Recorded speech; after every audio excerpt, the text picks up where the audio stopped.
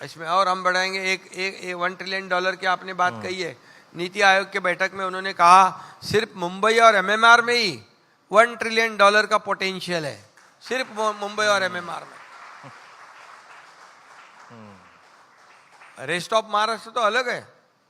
तो इसलिए जो काम पिछले 2.5 साल में हमारी सरकार आने से पहले बंद पड़े थे, वो सब हमने शुरू कर दिए, सब हमने शुरू कर दिए। स्पीड ब्रेकर डाले हुए थे, उसको हटा दिए।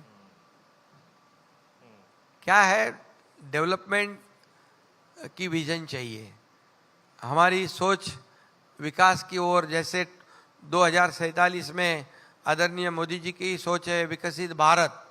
अभी विकसित भारत को आगे बढ़ाना है तो जो 5 ट्रिलियन डॉलर जो है हमारा गोल, उनका अभी नज़दीकी उन्होंने सोचा है। तो 1 ट्रिलियन डॉलर महाराष्ट्र जो जब कंट्रीब्यूट करेगा तो ये देश आगे बढ़ेगा। इसलिए हमारा सबसे अहम मुद्दा है डेवलपमेंट। डेवलपमेंट को हम बढ़ावा दे रहे हैं, विकास को हम बढ़ावा दे रहे हैं। और इसलिए आप जहाँ जाओगे वहाँ पर देखो काम शुरू है। पुणे में काम शुरू है, नासिक में काम शुरू है, संभाजीनगर में काम शुरू है, नागपुर में काम शुरू है। अभी नागपुर मुंबई समृद्धि हाईवे, जिसको हमने बाबा साहब ठाकरे जी का नाम दिया है, 20 घंटे लगते थे। आज किसान अगर हमारी उसके कुछ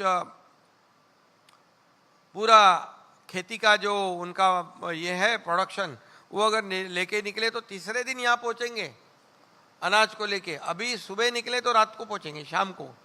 ये तो कितनी बड़ी गेम चेंजर हमारी प्रकल्प है जो।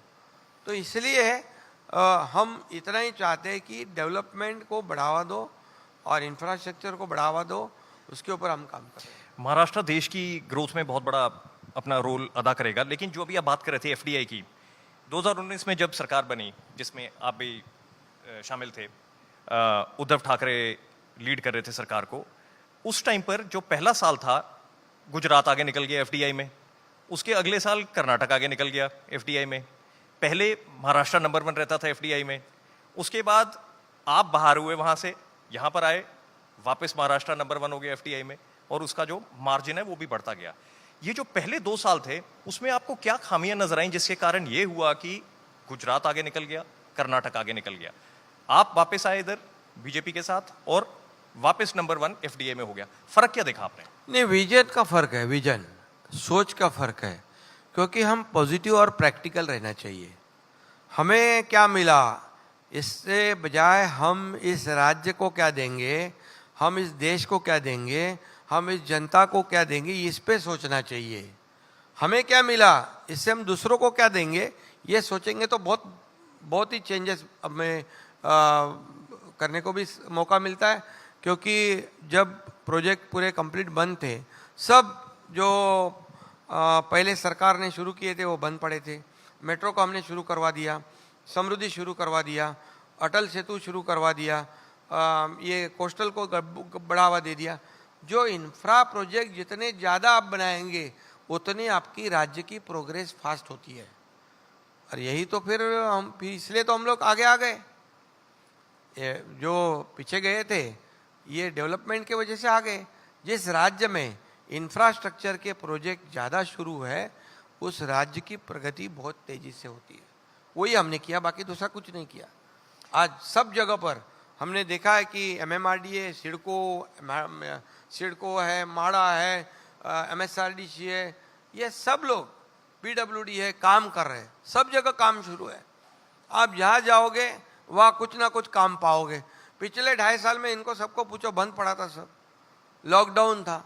अभी कुछ लोगों का लॉकडाउन ये बहुत ही पसंद का इश्यू था, हमारा वो नहीं है। हमारे को तो रोज का काम करना है और लोगों को रोज कमाना। कई लोग तो ऐसे रोज कमाना रोज खाना है। तो इसलिए तो वो जो एफडीए में पीछे गए थे उसका जो दूसरी साइड से बात की जाती है वो भी ये भी कही जाती है कि उस टाइम कोविड चल रहा था और कोविड के चलने के कारण सारी जगह पर चीज़ें ठप हुई थी, तो जाहिर तौर पे फिर हम भी थोड़ा पीछे चले गए। तो ये वहाँ पर उस चीज़ का जो एक तरीके से समझाया जाता है कि हम क्यों पीछे गए। लेकिन क्या आपको लगता है कि वो कारण था? नहीं, देखिए, कोविड में हमारी मानसिकता होनी चाहिए, काम करने की मानसिकता चाहिए, पॉजिटिविटी चाहिए, हम प्रैक्टिकल बनकर काम करना चाहिए। तो यहाँ पर अगर निगेटिविटी है, अगर हम प्रैक्टिकल नहीं है, तो हम सोचकर भी काम नहीं कर पाएंगे। तो हम दिन रात काम कर रहे हैं, 24/7 काम कर रहे हैं।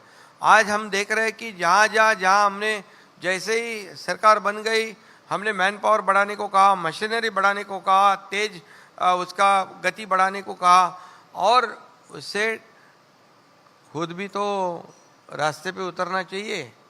घर में बैठकर सरकार नहीं चलाया जाता है, घर में बैठकर राज्य नहीं चलाया जाता है, सिर्फ फेसबुक लाइव से सरकार नहीं बनता है, लोगों को फेस टू फेस उनको हैंडल करना पड़ता है। लेकिन शिंदे साहब कहते हैं कि आपने तो अपने घर को भी बदल दिया। अभी थोड़ी देर पहले मिलिंद देओरा यहाँ पर आए हुए थे, उन्होंने बताया कि जिस तरीके की भीड़ आज की डेट में वर्षा में लगती है, उन्होंने अपनी पूरी जिंदगी में कभी वैसी भीड़ नहीं देखी थी जैसी अब वहां पर लगती है। तो अगर आप कह रहे हैं कि घर से सरकार नहीं चलाई जाती, वो तो बात आपकी ठीक है, लेकिन आपने उस चीज में भी एक बदलाव लेकर आए हैं जहां पर भीड़ लगी रहती है, एक डेढ़ बजे तक आप वहां पर काम करते रहते हैं, जो सुनने में आ रहा है कि आप किसी को भी रात के 1 बजे फोन करके मीटिंग करते हैं, 2 बजे करते हैं। तो ये जो बदलाव आया है, ये आप क्या, ये कारण ये रहा है कि जो आप बिल्कुल ही ग्रास रूट से उठे हैं, बिल्कुल ही एक साधारण जीवन से आप उठकर आए हैं, इसके कारण ये सब कुछ हो रहा है? सही बात है, क्योंकि मुझे अनुभव है कि यहाँ पर जैसे वर्षा सीएम का निवास स्थान है, लेकिन अभी वहाँ पर हर एक कॉमन मैन वहाँ जाता है। क्योंकि मैं कहता हूँ सीएम मीन्स, चीफ मिनिस्टर सब लोग कहते हैं, लेकिन मैं कहता हूँ सीएम मीन्स कॉमन मैन। तो लोगों को भी लगता है हमारा ही आदमी है, ये हम में से एक मुख्यमंत्री बन गया है, तो ये वर्षा भी अपना ही है, चलो वर्षा में, तो आ जाते हो लोग। तो पहले बहुत ही रिस्ट्रिक्शन था, पाबंदियाँ थी, अभी कोई पाबंदी नहीं है, वो सब आते हैं, उनसे मिलता हूँ मैं, उनको विश्वास है कि ये मुख्यमंत्री जो है ये सबसे मिले बिना जाएगा नहीं, एक विश्वास होता है।